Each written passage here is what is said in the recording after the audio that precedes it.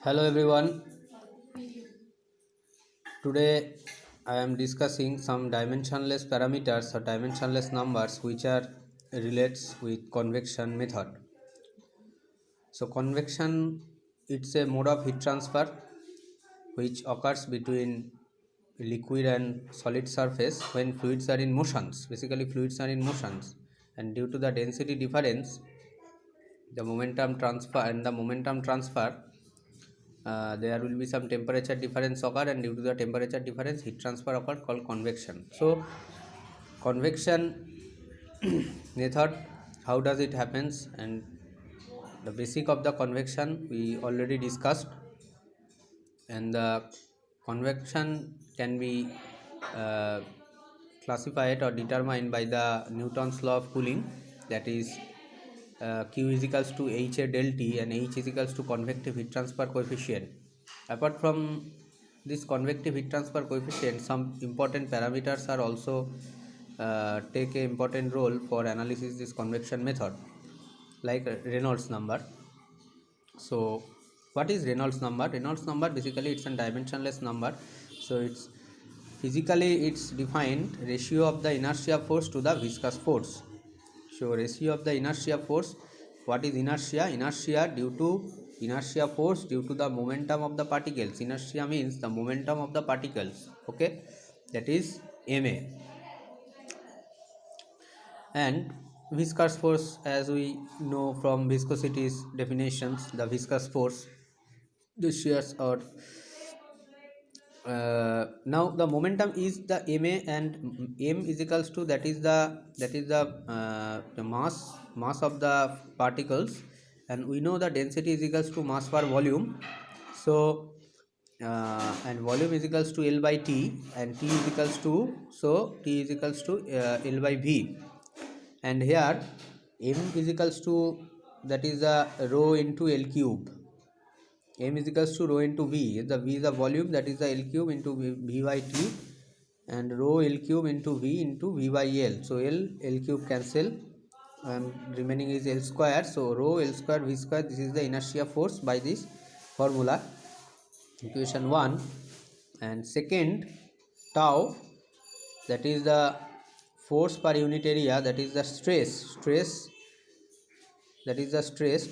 is defined by the force per unit area, or total force is equals to,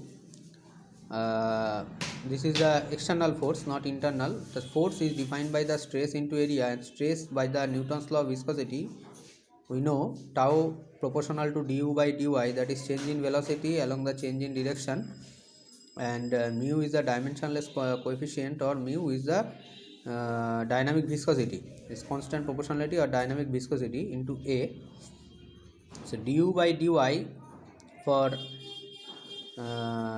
dimensional analysis purpose, we use the term, the velocity is defined, change in velocity is v, and dy, that is the change in direction, is L, dy corresponding to the L. So mu dot v by L into L square, that is the mu VL, that is the viscous force. So viscous force and inertia force we have gotten by these equations. So by 1 and 2, Reynolds number is equals to rho VL by mu. So rho is the density of the fluid, V is the velocity of the particular fluid, and L is the length of the section above which or through which the fluid is moving, and mu is the dynamic viscosity, and that is VL by mu by rho, that is the nu is the kinematic viscosity. So dynamic viscosity, nu is defined by mu by rho, okay, nu is defined by mu by rho, okay. Sometimes kinematic viscosity, it's convert to the dynamic viscosity by this equation, okay. Next is Nusselt number. Nusselt number also is a dimensionless parameter which is used for analysis of the convection, okay. Now ratio of convective heat transfer to the conductive heat transfer coefficient is called the Nusselt number. Means convection and conduction occurs within a system is defined by this dimensionless number called Nusselt number. Let's take an example. This is the first box, this is the second box. The box within the box fill up with some fluids and considering the water. Okay, the lowest surface temperature is 60 degree and the upper surface temperature is 30 degree. So the heat always transfer from higher temperature to the lower temperature, from the source to the lower temperature. So sink, so the temperature will be changes from lower surface to the upper surface. The heat will be going to upwards, and this box is the same geometrical dimensions. The upper surface fluid temperature is 60 degree and lower surface fluid temperature is 30 degree. Same fluids is within the box, is present within the box, and the temperature upper surface is 60 degree, lower surface is 30 degree. Okay, what is the happening? Let's see. In case of box 1 and box 2 heated in different temperature. Okay, the surfaces are different temperature, surface temperatures are different, the upper surface and lower surface for box 1, box 2. Now the lower surface temperature is 60 degrees centigrade and the upper surface temperature is 30 degrees centigrade. Due to temperature gradient, density of the liquid will be changed. Good, temperature gradient density will be changed, and because when the temperature increases then density decreases, we know, and therefore low dense or lighter dense liquid will be rise up, and therefore fluid will be in motion. And when fluid is in motion, due to the temperature gradient, or changes, heat transfer takes place called convection.